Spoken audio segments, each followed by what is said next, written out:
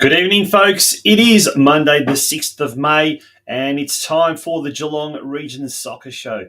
My name's Tonchi Prusak. It's an absolute pleasure to be with you here tonight, and it is episode, would you believe it, 135 in total, and our 10th for 2024. The year's flying by, and we've got, speaking of flying by, we've got heaps of stuff on tonight's show. For those of you that have been paying attention to our social media platforms earlier today, you will have heard that our guests tonight, the president of Bell Park Sports Club, Rose PIRROTINA, and our juniors technical director at the Geelong Soccer Club, Andy ELDERTON, they'll be joining us tonight during the course of the program. Big event occurred up at Bell Park Sports Club on the weekend. The unofficial unveiling of the club's brand new change rooms, and boy, are they fantastic. Well, guess what, folks? You're going to get an exclusive look inside those change rooms tonight when we speak to our first guest, Rose PIRROTINA. She'll be joining us in about 15 or so minutes' time. And out at Geelong Soccer Club, well, the senior teams may be struggling a little bit, like a lot of senior teams around town at the moment. But in the junior section, the Junior Boys NPL, which, by the way, kicked off on the weekend, it was round one of the home and away season proper. Well, for the first time in history, the Geelong Soccer Club has got a team in Division 1. The under-16s are competing amongst the 12 best under-16 boys teams in the state. And we'll be speaking to Andy ELDERTON, the Juniors Technical Director, about that and about a lot of other things. And he's a very interesting character. He's involved with the Victorian TIDC program. He's also the assistant coach with NPL club Dandenong Thunder. So if there's anyone around town that knows quite a fair bit about junior development and football in general, it's Andy.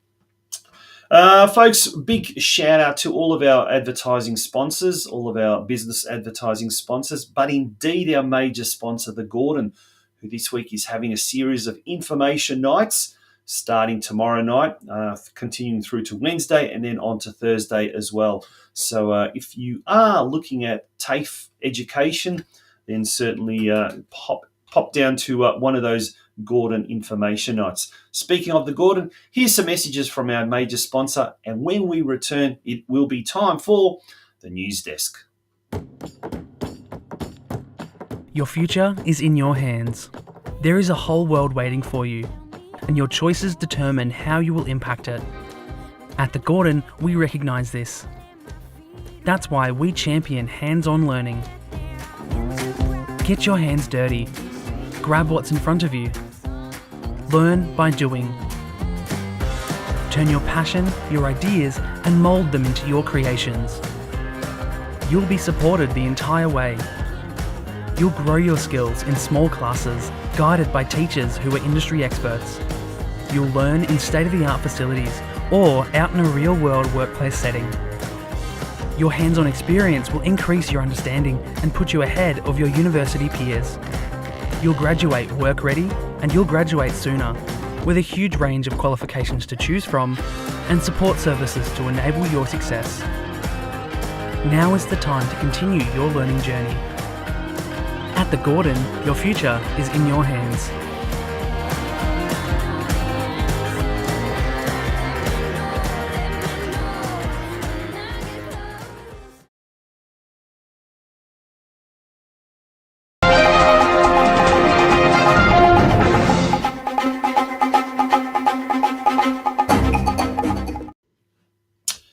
time for the news desk here on the Geelong Region Soccer Show.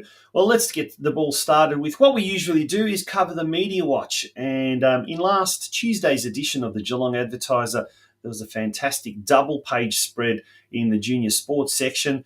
2 out of 3 ain't bad is what they said, and it covered, I think, Barwon and Geelong, might have been Golden Plains as well, Geelong Rangers. So there's a few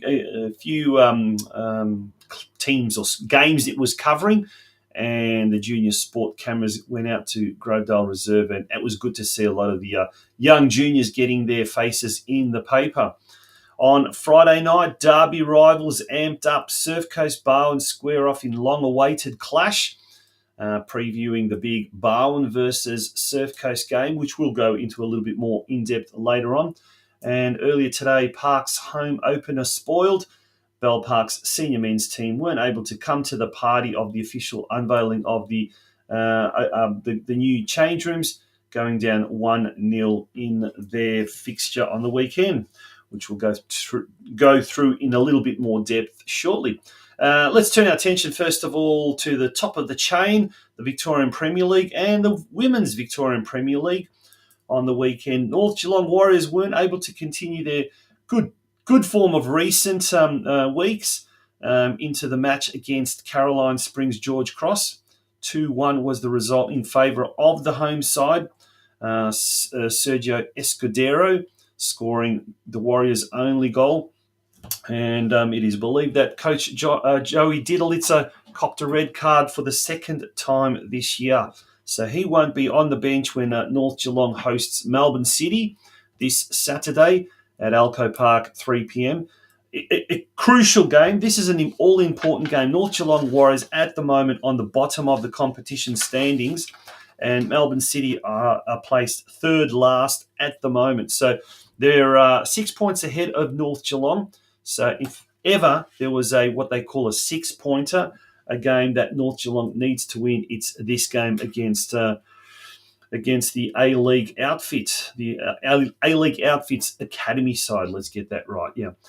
Turning attention to the women, in round 6, Geelong Galaxy returned to the winners list with a 4-2 away win against South Yarra.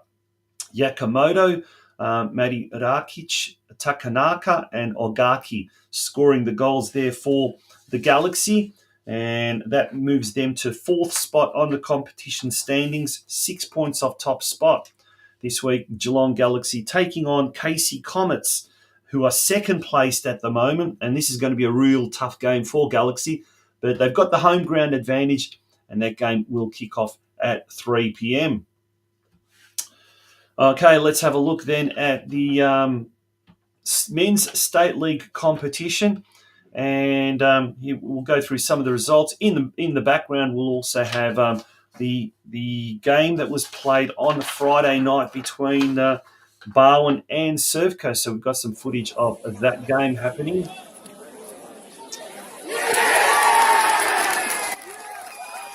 So that game was on Friday night, State League 4. Barwon hosted Surf Coast, and it was a whitewash. Surf Coast ran out 5-0 winners.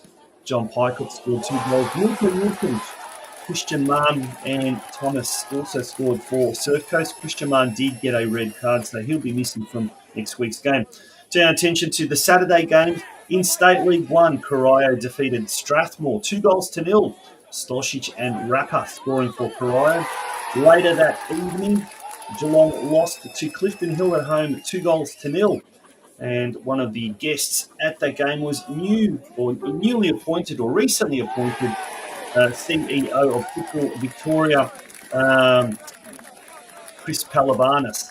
That means that Geelong dropped to 8th spot on the competition standings. Corio jumped to 7th on the ladder, and we're going to now turn our attention to State League 2. Geelong Rangers at home lost to Mill Park 2-0. And Bell Park, as we mentioned earlier, in State League 4, lost to Melbourne City 1-0. So that means that the Rangers are in third last position, and Bell Park are also in third last position, whereas Surf Coast obviously on top. and Barwon dropped to 6th position on the competition standings. And here we see another good piece of football build-up, and John Pickett scores that last goal for Surf Coast. So they are flying high, and they are on top of the competition standings, as are Lara United in State League 5. They came from behind to defeat Maidstone United away, 3-2. Blue, Lindeberg, and Htu scored the goals for Lara United. Deakin Ducks, they defeated Spring Hills 3-0 at home, Sam Wyeth scoring a double, and Columbia also scoring a goal. That means Deakin Ducks now jump into second spot on the competition standings, whereas Lara are first. So the Geelong clubs are doing very well in State 5, occupying the top 2 spots, which leads to promotion to State 4 next year. Can't believe we're already talking about next year. We haven't even got to the halfway mark of this year. Ocean Grove, the newly renamed Ocean Grove Soccer Club, they hosted ETA Buffalo Club at home, and they lost, unfortunately, 1-2. Al Jester scoring the only goal for the home side. We can't really call them the Surf Siders anymore. They are Ocean Grove now. They remain in 8th position on the competition standings. If we now turn our attention to the Women's State League, which was played on Sunday, all the Geelong teams scored just 1 goal. In State League 1, 1 goal was enough for North Geelong Warriors to defeat Faulkner at the magnificent CB Smith Reserve. Miller Parkin scoring the only goal of that game to give the Warriors 3 points. Maribyrnong Swifts at home absolutely destroyed Lara United 6-1. Annalise Hook scoring the Lara United's only goal. And Geelong Rangers, they managed a 1-0 away to Spring Hills, and Cope scoring that goal for Geelong Rangers. Lara occupies last position in State League 2, and Geelong Rangers have jumped to 6th spot on the competition standings. North Geelong have jumped up to 4th in their division. So if we look ahead now to the games that are being played this week in State League, Corio at home to Sydenham Park. That should be a very tough game. Sydenham Park at the moment, I think, in 2nd position. Western Suburbs hosting Geelong. Both those games kick off at 3 p.m. Craigieburn City hosting Geelong Rangers at Aston Fields, also a 3 p.m. kickoff. And then in State League 4, we've got 3 different time slots. Westside Strikers hosting Bell Park. That is not right. That shouldn't be Bell Park Sports Club. That is at Westside Strikers. In fact, that's an error there, 3 p.m. Surf Coast at home to Bottomside Barnstoneworth United. That's at Banyule Warrior Reserve, kicking off at 5 p.m. The following week, Surf Coast travels to top team Keilor Wolves. So that's up to second place Keilor Wolves. That's going to be a big, big game. Surf Coast outright leaders after the Keilor Wolves drew 0-0 on Friday night against the Balmoral FC. And Barwon will be looking to get back on the winners list when they go to Arndell Park Reserve to take on Truganina United. That game's at 6 p.m. And last but certainly not least, in State League 5, Tana United taking on Deakin Ducks. Apologies for that graphic error. It's been such a hectic day today. Tana United taking on Deakin Ducks at Hummingbird Boulevard Reserve. Ocean Grove hosting Bendigo City at Shell Road Reserve. ETA Buffalo Club versus Lara United. That game is going to be at Delahaye Reserve at 3 p.m. And that's a crucial game, I guess, for Lara United because they are 8 points ahead at the moment, but they want to maintain that lead, I guess, as they sort of start to get towards the middle of the competition this year. And then turning our attention now to what is happening with the women on Mother's Day. But before that, on the Friday night in State League 2, Westgate are hosting Lara United. That's going to be a tough game for Lara United. Ardia Reserve, and the game kicks off at 7:45 p.m. under lights. Back to the Sunday games. North Geelong Warriors hosting Ballarat City at Alco Park at 3 p.m. Ballarat City are in 3rd position, so here's an opportunity for the Warriors now to jump over Ballarat City into that 3rd spot. And it is going to be a very, very tough division, that one, to get out of. There's a lot of competition for spots that lead to promotion to Victorian Premier League Women's. And also on Sunday, last but not least, Geelong Rangers hosting Greenvale United. That game's at Myers Reserve at the slightly earlier time of 1 p.m. And that, folks, brings us to the end of the news desk. As you can see, quite a lot of football happening around the region. When we return, we'll be speaking with our first guest, the president of Bell Park Sports Club, Rose PIRROTINA, about the unveiling of those magnificent new club rooms, change room facilities, not club rooms, at Bell Park Sports Club. Straight after this break, we'll be speaking with our first guest. It's the Geelong Region Soccer Show.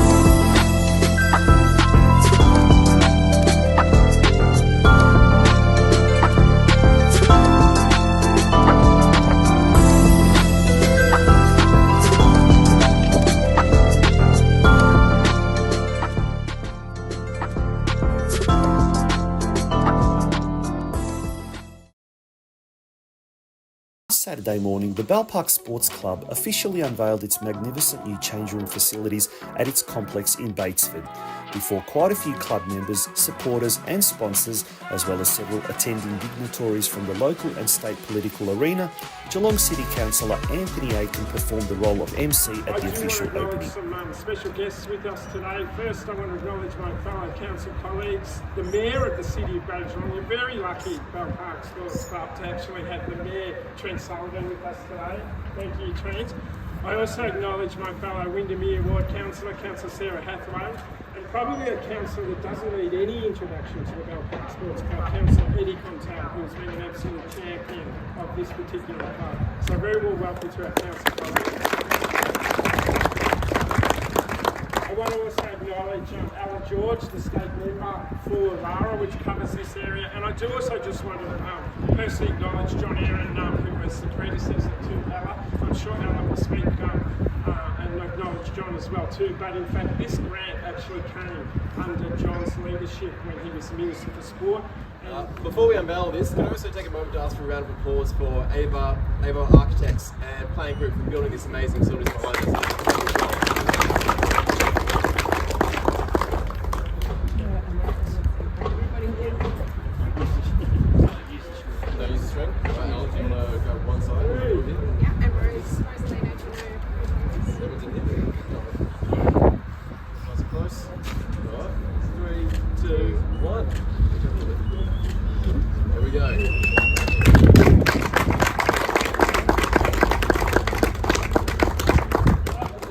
One last thing to do, haven't we, Rose? So we haven't practiced. You better get out of the way, guys. Get closer with the government.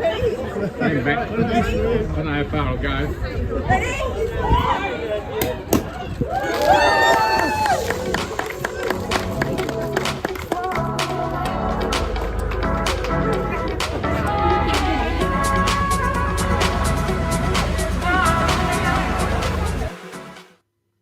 And there we have it. There's some footage from Saturday morning when the official unveiling of the change rooms up at Bell Park Sports Club. To tell us all about the day and to tell us all about the change room facilities themselves, it's an absolute pleasure to have on the show joining us tonight the president of Bell Park Sports Club, Rose PIRROTINA. Rose, good evening, and always a pleasure having you on the show.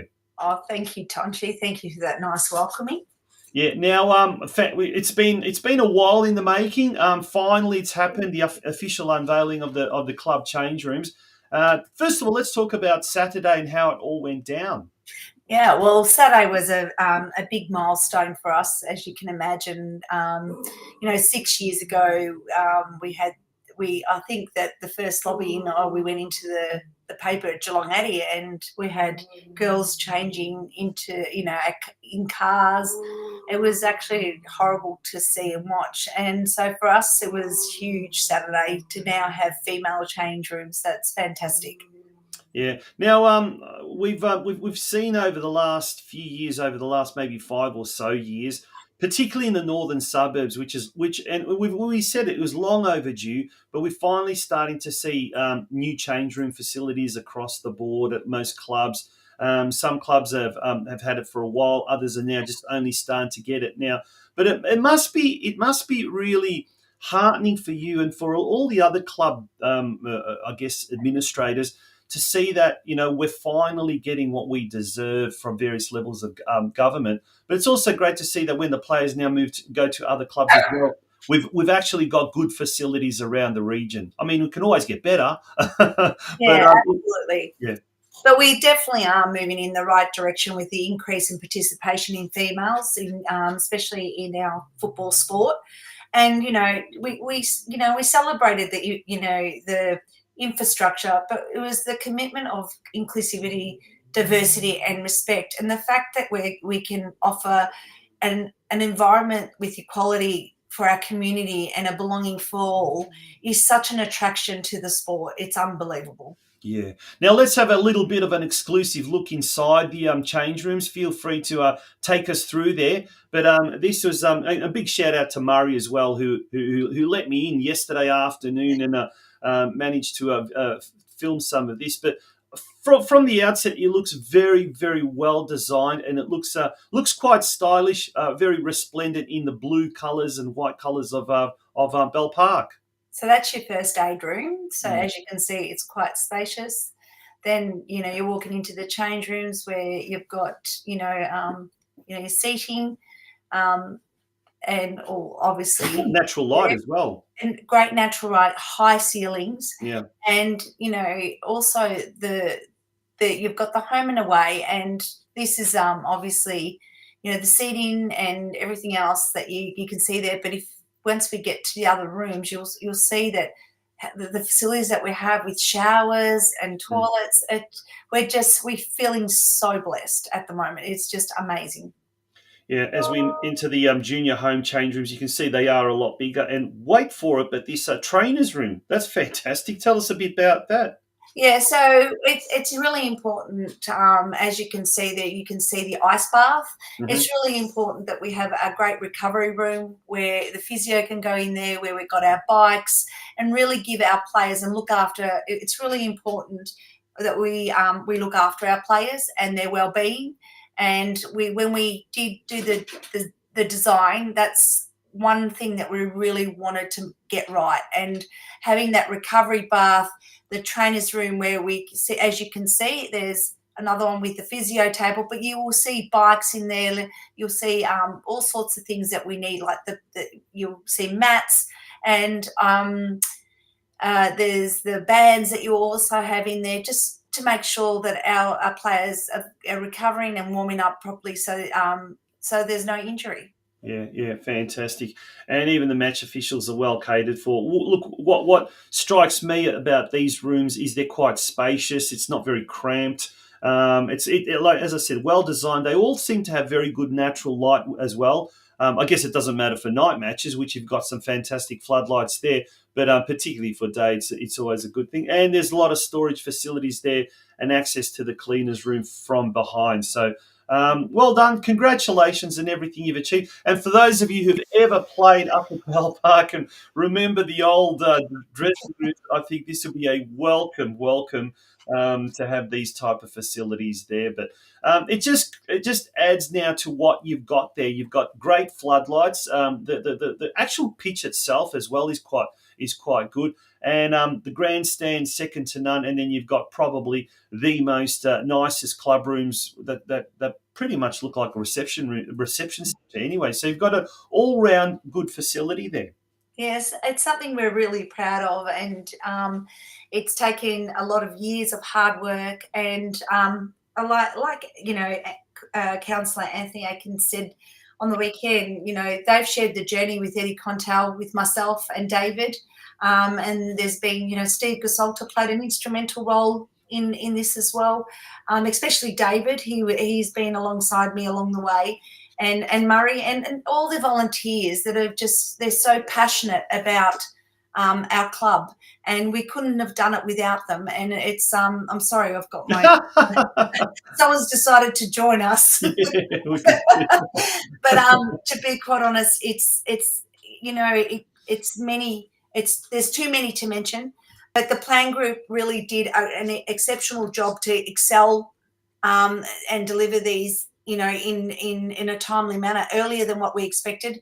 And I've got to be honest, working with the council was actually, we worked cohesively for the best outcome. And I've got to tell you, it was an actual quite rewarding experience working closely with them. Yeah. Now, look, for other clubs that are looking, I guess, to do something similar, to maybe get funding for facilities, improve facilities. There's money out there at the moment, and I guess it's just a case of presenting your case in the best way possible and being above all persistent. But what else would you recommend? What would be your recommendations when dealing with various levels of government or various levels of potential sponsors, etc.? Yeah, I think that the most important thing is think more outside our little world. It's about the community and how the community benefits this. Because with that, it's once we got that, there's more interest in the sport, and that's a flow-on effect. But for anyone that's out there, don't give up. It took us years and years, and I know that David Seacon started this journey way before I did, and then we gave it another shot 6 or 7 years ago. And as you can see, it's taken us 7 years to get us where we are today. It didn't happen overnight, but I know that the council, especially Eddie Contel and Anthony Akins, have got the best interest of the community. They are They were fundamental, the foundation of trying to drive this with us, and be persistent. Don't give up.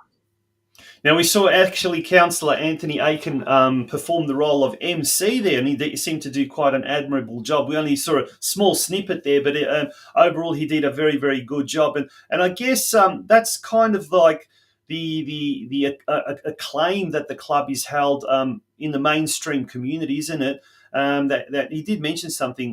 Bell Park's very lucky to have the mayor come there. I know he's a very busy person, but for him to be able to come, that probably reflects on just the sort of community acceptance the club has in the wider community, as you say.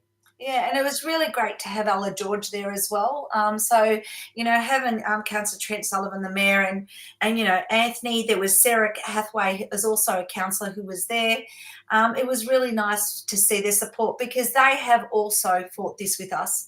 We didn't fight this alone, and it was really great to see them there. And this was a milestone, and we celebrated it together. So that was quite humbling. Yeah, we'll talk about the men's and the women's senior teams in a minute, but let's talk about the club as a whole. I know a lot of the clubs around the region are just saying and celebrating the fact that they're growing. They're growing by, we're not talking 1 or 2 or 3%. In some cases, some clubs are growing by 20, 30%, particularly where female numbers are concerned.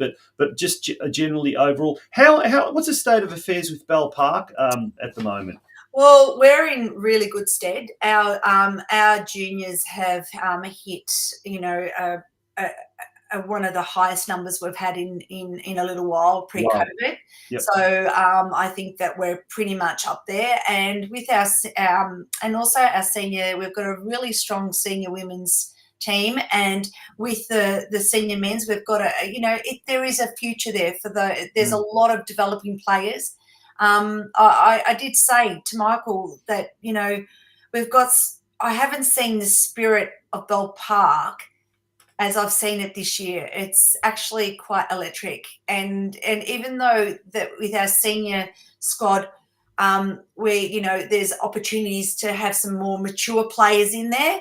It actually, there's bunch of players there that we have got the right characters, the right attitude, and really, they're really going out on the parks trying. Yeah, and I guess with younger players in particular, male or female, consistency, or should I say inconsistency, is often a case. So you really have to be patient. You almost have to kind of look at it long term and not look at it, immediate results. And that's sometimes we get sucked in that, don't we? But speaking of Michael Spazewski, can I just say you've got a brilliant coach there who's very committed. Listen to this. I was at a function down in Melbourne at a party, and I had to get back to Geelong, and at 6 a.m. in the morning, I had to write the article for the Geelong Advertiser.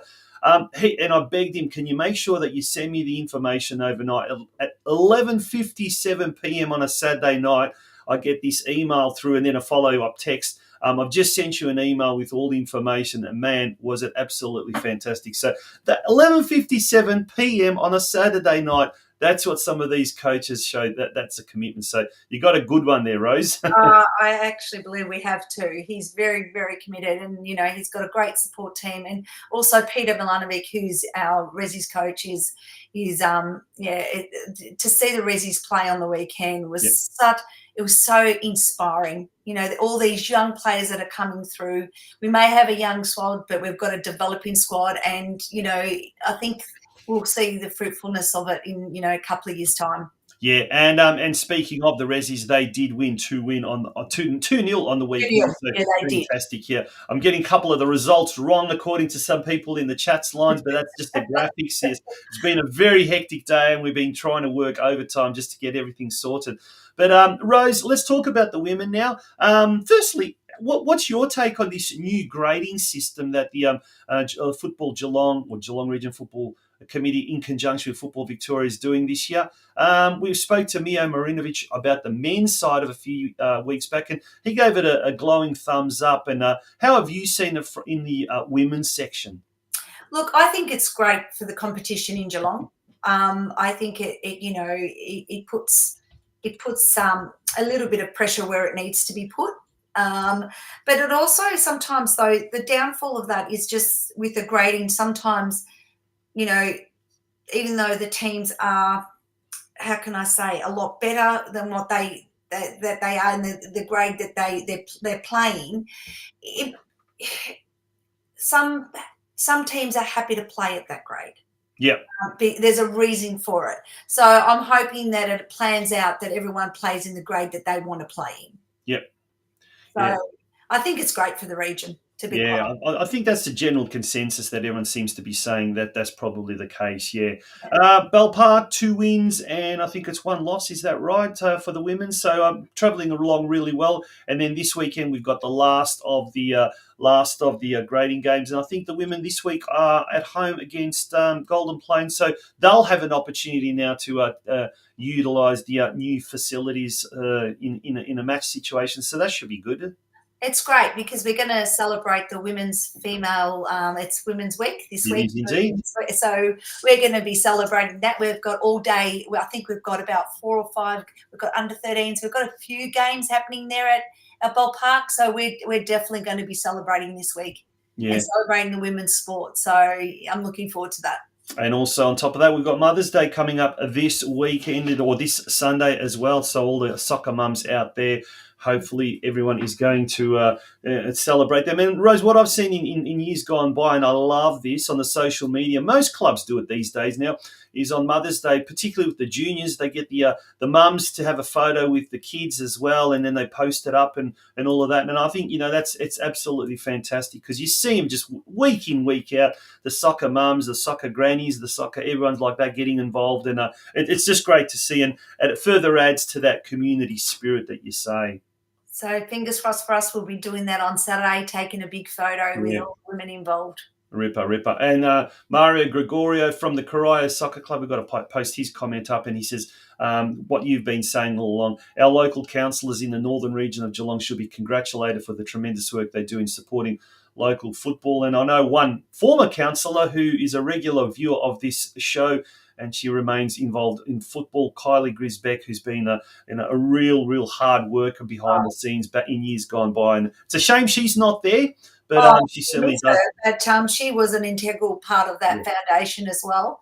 And not to mention, I don't want to forget John Aaron as well. John played a part for us as well. But Kylie, Anthony and Eddie, they were fundamental for us. Yeah, absolutely. Rose, always a pleasure having you on the show. We look forward to seeing all the good things that unveil at Bell Park over the coming months and years indeed. and keep doing what you're doing on the off the field. And on the field, we want the men and the women to now also do the same, and I'm sure in time they will. Yeah, thank you so much for your support. Good on you.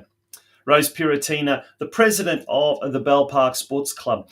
Folks, when we return after this very, very short commercial break, we'll be crossing over to Stead Park, where we'll be speaking with the Juniors Technical Director, Andy ELDERTON. A rather historic occasion happened over the weekend when their under-16 boys team took to the field and actually competed in the Division 1 competition of the Junior Boys NPL under-16s division. That's straight after this break, when we after this commercial break. The world is yours. So work hard, and you can have whatever it is you want.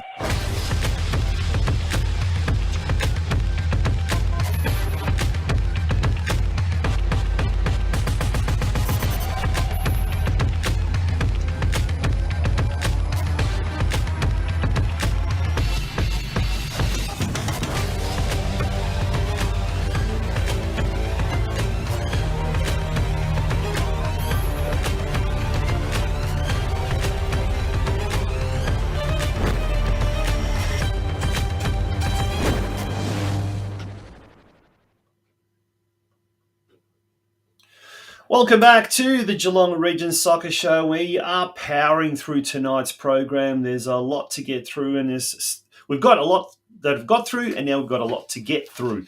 And it's time for our second guest tonight, and it's an absolute pleasure to welcome to the Geelong Region Soccer Show a man who certainly knows a lot about junior football. He's the Junior Technical Director at Geelong Soccer Club, but he's also heavily involved in the TIDC program through Football Victoria, and has been for many, many years. It's an absolute pleasure welcoming to the Geelong Region Soccer Show, Andy ELDERTON. Good evening, Andy. How you going?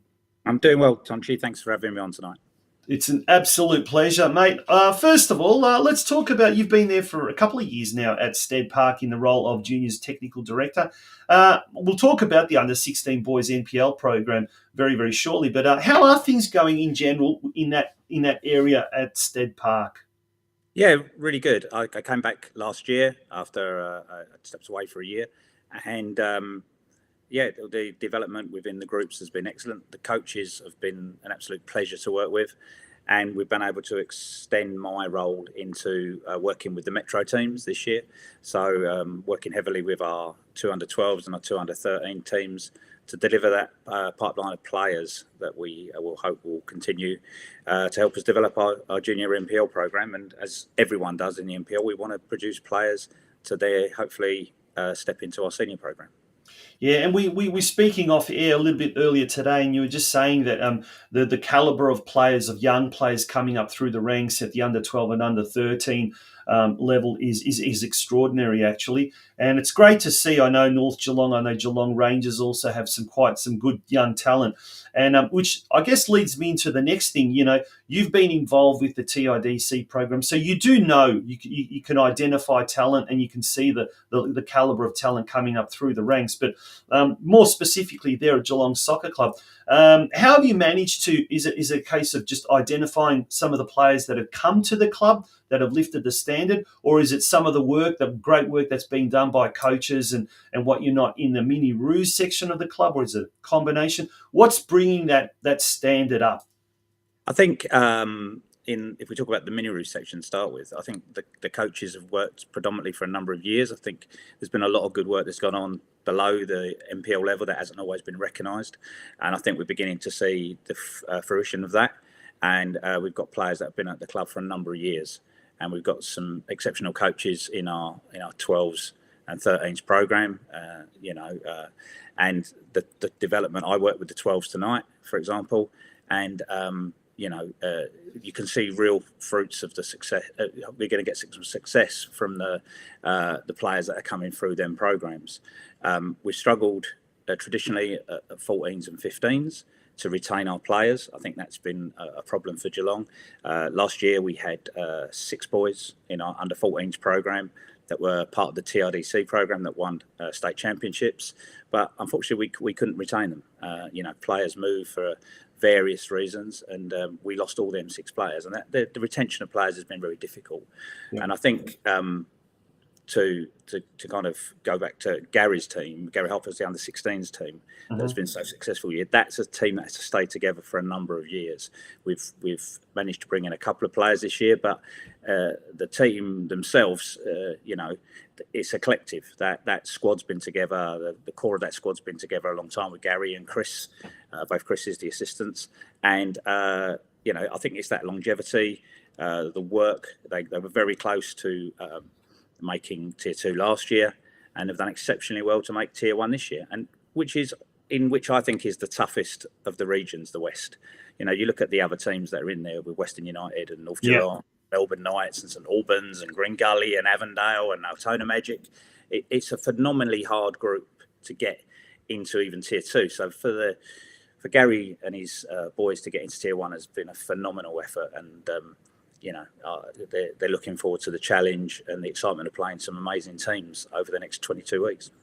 Yeah, although unfortunately this year we haven't got the Football Out West Show podcast, the sister podcast of Geelong Region Soccer Show. Nonetheless, I talk to a lot of clubs in the western suburbs, and just to reiterate what you just said, a lot of them have said that this year's Western zone of the grading system was going to be the hardest, and certainly turned out that way. There are clubs there in Division 2 across the board, from the 14s, 15s, 16s, 18s, clubs in Division 2 and even Division 3 that are quite high calibre, that in previous years probably would have been higher. But such is the competition these days. And I guess, do you think maybe with the emergence of the Western United Academy, some of the best players, and rightly so, are going to Western United, but they're also going to Victory and Melbourne City. But that's now getting a lot of the other clubs as well to invest quite a fair bit in their coaches, their technical directors.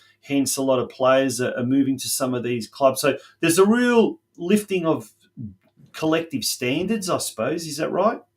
Yeah, I think I've only been in Australia for 7 years, and obviously when I first came, there was no academies, and now my background is an academy coach in the UK. It was strange to come here and not have that system, but I think the City and Victory were on board quite early, and now I think Western have caught up quite quickly, and I think it's a good pathway. And we encourage our players to trial their systems and test themselves in that environment. We've got a number of our Metro boys that are currently doing Victory and Western United programs, because I think the depth of coaching that they get there, same as at TRDC, the different voices and the different experiences they get can only benefit them as far as we're concerned. Yeah. And I definitely think it's promoted, elevated the standard of players and skills that we see at show at Stead Park. Yeah, and there's some really good programs around the region. We even had the Kerber Coaching, which is a club sponsor, and I'm going to really promote some of that. But what they also offer as well, and as you said, the TIDC program and the SAP program for some of these talented individuals. We're going to see some footage of yesterday's game, the first game, the round 1 of the Junior Boys NPL Under-16 competition. Melbourne City, that's right, the Melbourne City, the A-League Academy side came to town. In the end, it was a 2-1 result in favour of Melbourne City. What ended in your eyes? Sorry, Tonch, I lost you there. Okay, what does this team? What makes this team so special? As far as they've done so well and they've managed to get to a Division 1 status. I just think the collective work. Yesterday was a real test for us. Melbourne City kept the ball, and that's something our boys learned quite quickly yesterday, that you don't want to be giving the ball away. You might not see it for a few minutes, but collectively they worked extremely hard. And we've got depth in that squad. Gary's a very good coach, gives them great information. And, you can tell by the goal that we scored here, phenomenal goal with a diving header from Ellis Short at the back post. But, it's a collective. All 18 players took part yesterday. All 18 players helped that group make Tier 1. and as I say, it's the collective rather than any individuals within that setup. Yeah.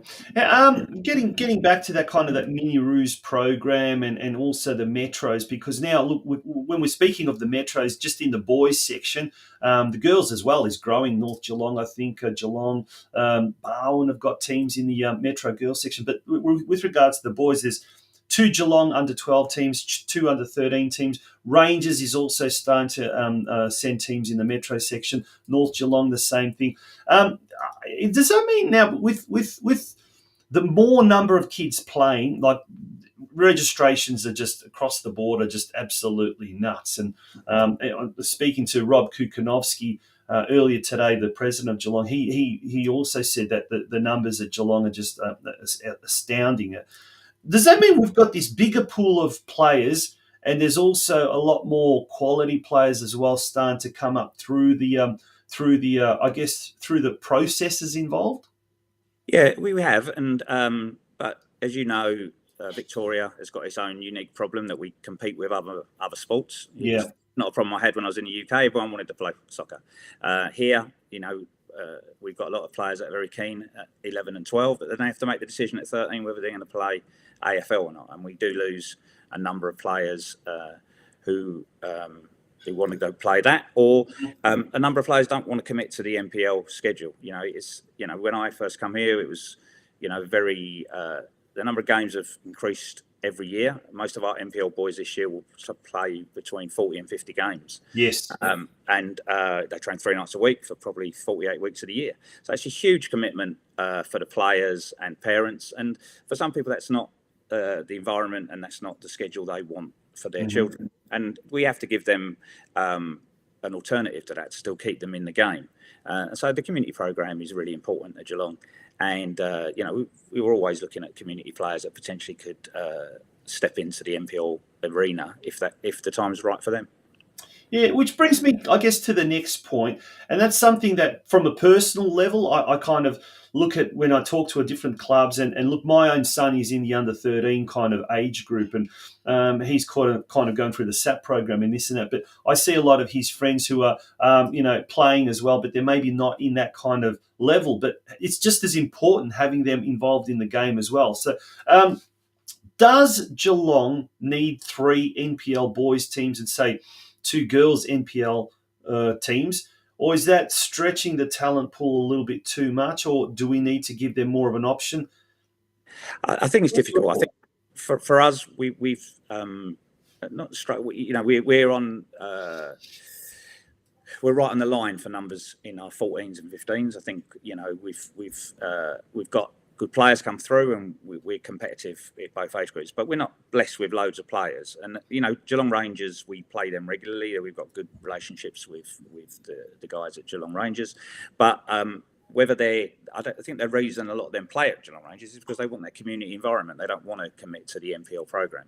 So whether there'd be enough, or whether it'd be too thin for 3, I think possibly at the moment it probably would be. Yep. But I'm really encouraged by the numbers that are coming through. As you said, I think you obviously know more what's going on in North Geelong than I do, but I can only speak for Geelong. The numbers in Metro and below in our community programs are phenomenal in our 8s, 9s, 10s, 11s, and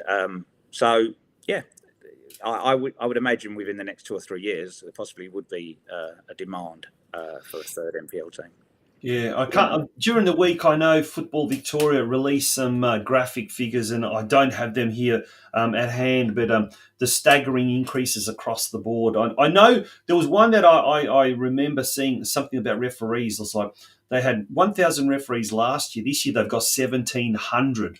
And I'm noticing a lot of young boys, young girls from even the region now are starting to get more and more involved, and that's absolutely fantastic to see.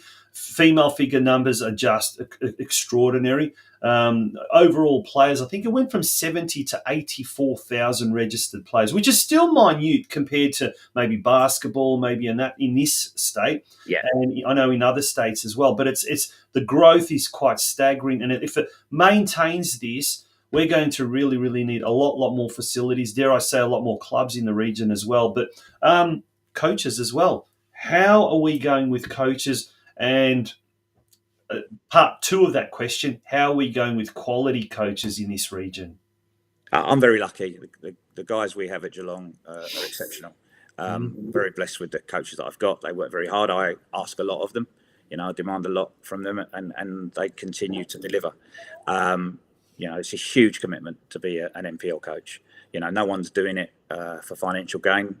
Obviously I work in Melbourne as well. I know the fees that Melbourne coaches charge, and it's getting astronomical.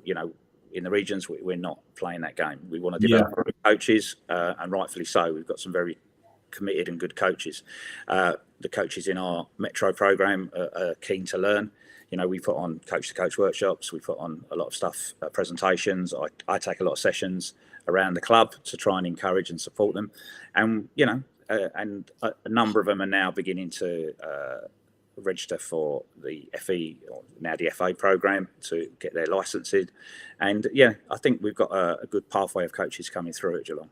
Yeah, mate, you've been involved, as we said at the start of the interview, with the TIDC program, so you get to see a lot of the talent that is coming through the ranks. What's the level of the caliber of talent that you're sort of seeing year in, year out? Is it improving? Is it stagnating? Are we having more problems in certain positions than we do in other positions? What's the state of affairs with uncovering junior development at the moment, or junior talent at the moment?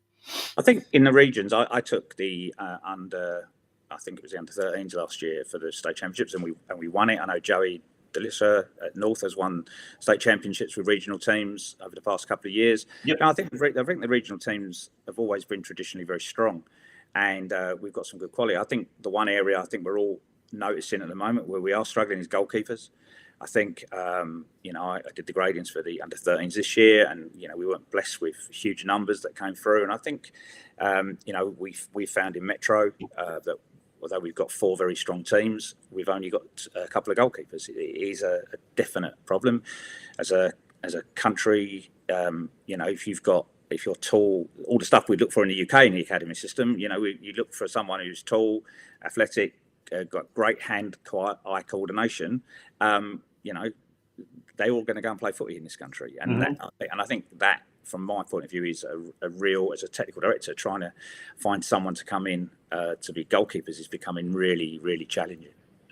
Does it work the other way around? Do we, from time to time, get kids who have played Aussie rules and they want to try their hand at soccer? And obviously, as you mentioned, the hand-eye coordination sort of fits a lot of these AFL footballers, and also, I guess, the courage as well. Yeah. Some of these AFL footballers, they're a few cents short up there, so it always does help, doesn't it? But all jokes aside, does that sometimes help, attracting goalkeepers to, not necessarily just to Geelong, but to other clubs around the region, around the state? I don't know. I work at a number of clubs. I've not known anyone come the other way. I've known plenty go that way, and even late, even from NPL at like 18, that they might decide that they've played soccer all their life and they'd like a year with their friends playing AFL. Yeah. And I think it's that pathway. I work with community clubs as well, and they don't see a pathway to be a professional footballer like you do. Right. And I think that's the difference. I think it's beginning to change. I think with the academy system, boys do see that they've got an opportunity to move through, but I don't think many players that I speak to are genuinely thinking they're going to make a career as a professional footballer. So a lot of them will do it for a social thing, and that's, if they're going to have that attitude, then going to AFL still becomes an option for them. Whereas I think in some areas, and I know in other states, their focus is purely on playing soccer. Yeah, that's an interesting point you make. Is there a way around that? Is there a way of addressing that? And maybe what is the solution? Is it maybe this national second division that they talk about that will offer more opportunities? Is it something to do with the A-League maybe having to introduce more teams or whatever? I don't know. What in your opinion is? And we could be here all night, but just in a nutshell, what do you think is probably one of the solutions for it? It's difficult. I'm kind of newbie to, you've gone through things, you like the NSL and all stuff way before my time. I come from an environment, obviously, when I was an academy coach in the UK, where there was the pyramid. So, you had teams at all levels, you had promotion and relegation, anyone could realistically, dream of playing a very good standard of football. And I still think you can in this country. I still think the state leagues provide a really good pathway for players. I think the NPL, obviously I'm lucky enough to work in the NPL at senior level. I do think, there's some very talented players that could easily play A-League if they had the opportunity or had the desire to give up their jobs and become professional footballers. But the National Second Division is a great start. But until I think we get a joined up pyramid, then I think it's always going to be difficult in this country. Yeah. Interesting. Great conversation. Andy, as I said, we could go on all night and talk football, and you've got a really great insight into it. And I must say the region is blessed to have someone like yourself involved in junior development, and certainly the Geelong Soccer Club are very lucky to have someone like yourself and someone of your calibre involved. So thank you very much, and we'll look forward to maybe having you on the show later on in the year to give us another update as to what is happening with the Geelong Soccer Club's juniors. Yeah, thanks. I would like to say, it's not me. I'm a very small part of what the club do. I think the board have been incredibly supportive of everything that we do. Mm-hmm. I think all the volunteers at Geelong are unbelievable. And as I said again, none of this happens without the hard dedication of the coaches and the work they do. And as I always say, first and foremost, it's about the players. I'm very player-centred in everything I do. It's what's best for our players, and hopefully they're enjoying the ride. And I am sure our under-16s especially are enjoying where they find themselves at the moment. Yeah, absolutely. Mate, thank you very much for that. Some very good people there at the Geelong Soccer Club. And we're told in the chat section it's today's birthday for Steve Janoski, former football director there as well, who's heavily involved, and he's been on the show as well. So happy birthday to him as well. Andy, thank you so much for joining us, and all the very best for the rest of the year. Thanks, Sanjay. Good on you. Are you too busy running your own business to worry about your financials? Allow J Hill Books to focus on your books so you can focus on your core business. Based in Lara, Geelong, J Hill Books owner, operator and senior bookkeeper Judy Hill has always worked in finance administration. The world of cloud accounting, however, means that clients can be based anywhere within Australia. Currently, J Hill Books services clients from Lara, Geelong, the Bellarine Peninsula and Melbourne. You won't need to come home from working all day and start on paperwork. You can spend your time in other productive areas such as marketing or quoting, or even better, come home and switch off. You will know how your business is tracking as often as you need, whether that is on a weekly, monthly or quarterly basis. You can be satisfied that you are meeting your legal requirements to your staff and to the ATO. And deadlines will no longer be stressful for you. Let J Hill Books take the stress out of running a small business and allow you to enjoy watching your business go to the next level. For more information, visit our website at www.jhillbooks.com.au, or better yet, call us on 0402 469 243 or email us at info@jhillbooks.com.au. Are you We're going to almost have a second one of J Hill Books, their second advert there. J Hill Books. Judy Hill does a fantastic job, and she's heavily involved with sponsoring Lara United Football Club. Folks, that brings us to the end of yet another episode of the Geelong Region Soccer Show. It's been an absolute pleasure having you all on board tonight. Next week's show, next Monday night, we will be speaking with Adrian Leyer again from Curva Coaching Geelong.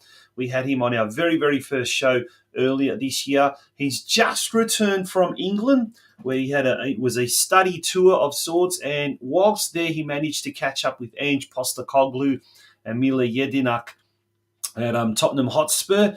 Overnight, they unfortunately lost to Liverpool. That is unfortunately if you're a Tottenham supporter. Fortunately, if you're a Liverpool supporter. But he'll be telling us all about that. He'll be talking to us how that is going to positively affect all the Curva kids doing various clinics around town. And he'll also be talking to us about a groundbreaking new agreement Curva Coaching Geelong has arranged with Geelong College, one of the most prominent institutions here in this region. But that's all next week, next Monday night at 8 p.m. We look forward to having your company then. On behalf of everyone here behind the scenes at the Geelong Region Soccer Show, good night and thank you once again for being a part of our show. Good night.